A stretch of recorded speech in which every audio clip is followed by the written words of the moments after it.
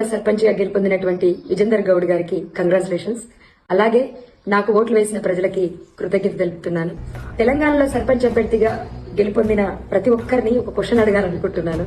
అనా, మీరు 5,000 ఓట్లుంటే కోటి పైన ఖర్చు పెట్టారు, ఎట్లా రికవర్ అవుతాయి?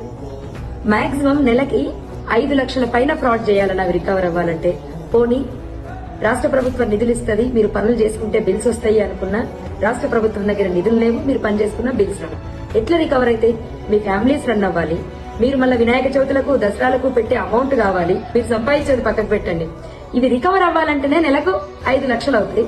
ఎట్లా రికవర్ అవుతుంది? నాకు అర్థం కావట్లేదు, నిజంగా చెప్తున్నా. 3,000 ఇచ్చినోడు కోటు పడుతుంది, 2,000 ఇచ్చినోడు కోటు పడదు, ఫుల్ బాటిల్ దప్పినోడు కోటు పడుతుంది, హాఫ్ బాటిల్ దప్పినోడు కోటు పడదు, బిర్యానీలో మటన్ వేసినోడు కోటు పడుతుంది, చికెన్ వేసినోడు కోటు పడదు. ఇంత ప్రజలు ఉన్నప్పుడు ప్రజలు నాకు నిజంగా ప్రజలు అర్థం కాలేదు.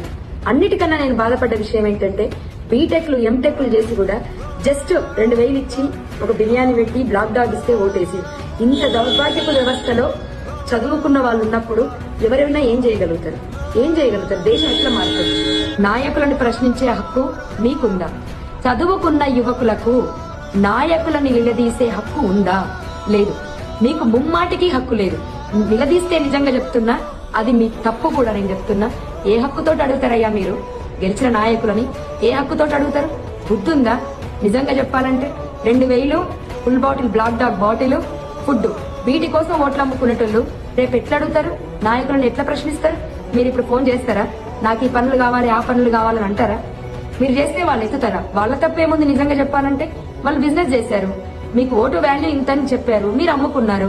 ఇంకెందుకు? ఒకసారి అమ్ముడు పోయిన తర్వాత ఇంకెట్లా అడుగుతారు మీరు? నిజంగా చెప్తున్నాను, నాయకుల తప్పు కాదు, ఓటర్ల తప్పు. ఈ ధర్మానికి ఈడ వాల్యూ లేదు తల్లి, నువ్వు వద్దమ్మా అని చెప్పారు పెద్దలు. వాళ్ళకి మరొకసారి కృతజ్ఞత చెప్తున్నా.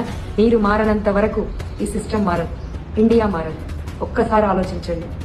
మన దేశం మారాలి అంటే మీ ఆలోచన విధానం మారాలి.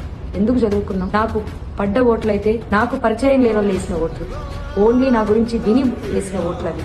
వాళ్ళకి నిజంగా మనస్ఫూర్తిగా కృతజ్ఞత చెప్తున్నాను. ఒక్కడుగు నేను వేసాను, నాతో పాటు కొన్ని అడుగులు ముందుకొచ్చాయి. ఎంతైతే అంత అయింది, అంతే మొండిగా పోరాడతాను. మార్పుకైతే ప్రయత్నిస్తాను గట్టిగా.